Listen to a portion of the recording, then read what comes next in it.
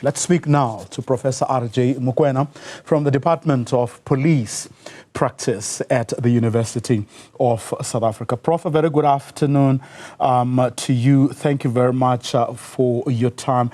I want us to go through this step by step so that our viewers can get a better understanding of the steps that are to be taken, what they will mean, and so on and so forth. Now, in situations like these, if I may kick off, where do forensics normally begin?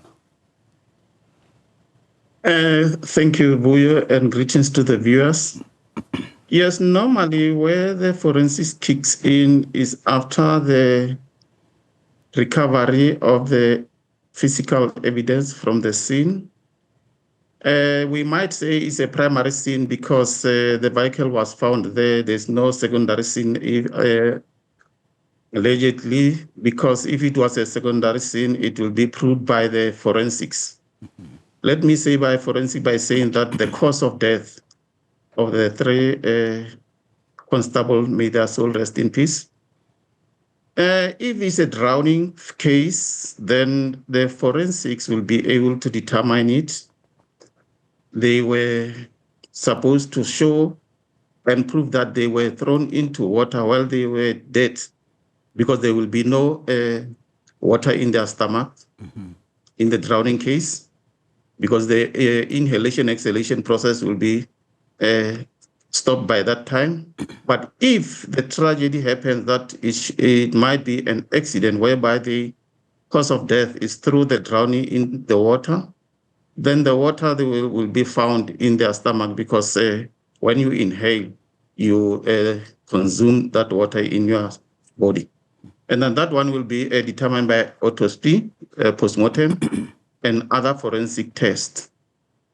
And when it's coming to the car, the forensics will be able to determine the nature. If you don't mind me coming through the Prof, before we get to the car itself, but how critical to the investigation will be the determination of the time of death linked to, of course, the cause of death? Or am I putting the cart before the horse here? Yes, you are right, Buyo. Those two aspects need to be investigated thoroughly. The time of death, it will be determined by several factors. Let me say, if you are wearing, these watches, which they are very technological. When you stop, life stopped, that watch also sits waking. And then you will find out, oh, there was watch on the rate of the other body. And then the time that watch stops working, it means that person stopped living. And then the other factor, the decomposition processes, whereby you will be the forensic will be able to determine the time of death by the stages of decomposition process, because decomposition takes various factors. Buyo, we should understand that this is the underwater process. It's not the normal scene whereby you can say, I saw the flies, the worms, and everything. The decomposition process is going to take place, it's going to take longer while the environment is conducive. Also, the food consumption, the diseased eaten last, will show us that no, they last have their meal this time. The digestion process of that food will be still in the process intact. And then it will be able to determine that no, this person died at this time. The cause of death. This one will be determined by the nature and extent of injuries on the bodies, both internal and external. And then what causes that injuries? The forensic will be able to tell the police that no, the nature and the cause of this injuries was caused by this. If it's the impact, we can see that the airbags activated during the impact. At this point, I cannot confirm whether it's an impact from the accident or impact of the car falling into the river. But the forensics will be able to tell us that. Now, before we get to the car or the cars, cell phones, do they play any role? Yes, the cell phone plays a critical role on this. Let me say, the last tower they were receiving the signal from will also determine the time. The service providers like your Vodacom, the MTN, the Cell C will be able to tell that when did the signals was picked the last time from that particular cell phone. Not to say that maybe that phone is no longer functioning, but the signal from the tower will be able to detect the last movement of that SIM card or that phone. And then they will be able to determine, their forensic will be able to tell us the time and the location, the precise location. Because the GIS, Geographical Information Service, will be able to tell the precise location where they lost their contact. Now, it would seem that certainly with cell phones, it's a fairly easy and straightforward exercise getting to the cell phone networks to provide the necessary information. But the determination of the time of death and the like, how easy is that particular process? Do we have the expertise? Do we have the technology to make those determinations as easily as we may be able to do with regards to cell phones, as an example? The SAPS have that capacity to do autopsy. And then the lifeline, the last lifeline of the individual will be able to be determined by the post-mortem processes. The various organs of a person have the different stages of functioning. Like I said before, that the consumption of food they eat last, the processes and then decomposition processes. That the SAPS forensics and the medico-legal evidence, they will be able to work on that. I cannot say that we are at the tail end of the case. We are far from the tail end of this case because the recovery has been done.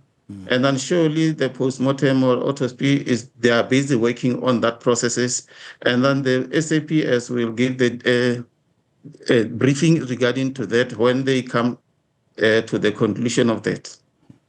Let's get then to the penultimate part of our conversation, which is now the car. Modern cars, I mean, many of them, of which this was certainly the one that was retrieved today is one, have microchips. But how easy or difficult is it then to get in touch with the manufacturers of these cars for them to come in and play their role? Yes, the modern cars, the dealership all have a macro chip. Let me say macro dot on other words. And then each and every car has macro dot, which give the specification and identification of that car to confirm precisely that car was the one the three police were using at the time of strategy. But at times, the macro dot only can give you the details, but they cannot give you the owner of that car, because the ownership is the certificate of the owner who buys the car. But through that macro dot, the engine number, VN number, and registration number, through that macro dot, we can be seen through a macroscope, can be able to link the owner with the car, and then it will be able to determine who's the owner of that car. But let me say that that part will be proven by the SAPS vehicle theft unit or a technical team of the SAPS. But as the scene has unfolded now, they did confirm that indeed was the car the three were traveling on. But scientifically, it has to be proven that is indeed the same car the three constables were traveling with. And apart from ownership, is there any other information that the vehicle's manufacturer or dealership can actually provide, which can help in giving the investigators, the forensics, and everyone the leads that they would need?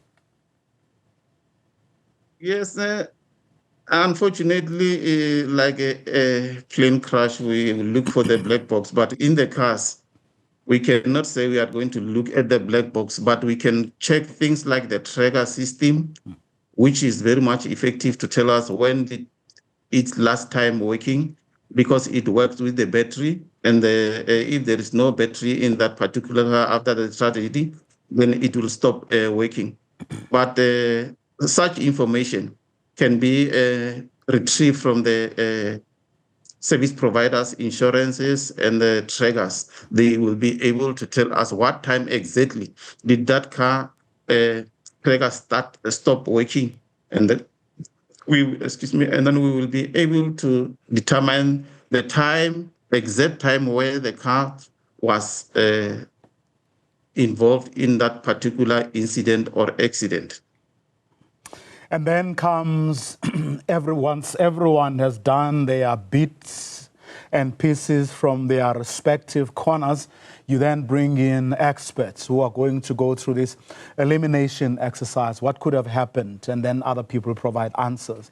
Or what are the answers to whatever questions may have been posed by other people, even from different disciplines? Is that where now things are brought together and there's all these conversations and elimination process, which may then bring us to evidence that may be put before courts, or at the very least evidence that will then explain what could have happened? Correct? Yes, hypothetically, they can check if the car has an impact with another car or an object before it falls into the water. And then that impact will leave some traces on that car. When two objects come contact with the traces behind, there will be some paint of other car on that particular they retrieve today, if that is the accident in case. And then the other factor, which the family will need a closure and elimination. Let me say fingerprints. If there is another person who tampered with that car previously, and then it's a foul play, the fingerprint can be traced on that. Not ruling out the fact that the fingerprint also might be distorted or might be removed through the process of retrieving the car in the water. But usually fingerprint, since they are using, they are composed of fatty acid and salt, they can sustain water. You can find them after the water, and then they can be able to retrieve that fingerprint. If there is a foreign fingerprint on that particular car, if there is an alleged foul play on that particular incident. Prof, let me thank you very much for your time and insights. But of course, on that note, you ended on the National Police Commissioner underscoring the fact that at the moment, or as things stand, there is no sign of foul play, but at the same time, there is no rule to say that the police have to stick to one or even two charges at this stage. But appealing to everyone to give the investigation some space. Nothing can be ruled out at this stage, but at the same time, nothing conclusive can be said at this stage. Professor John Mokwena, Department of Police Practice, School of Social Criminal Justice, College of Law, University of South Africa.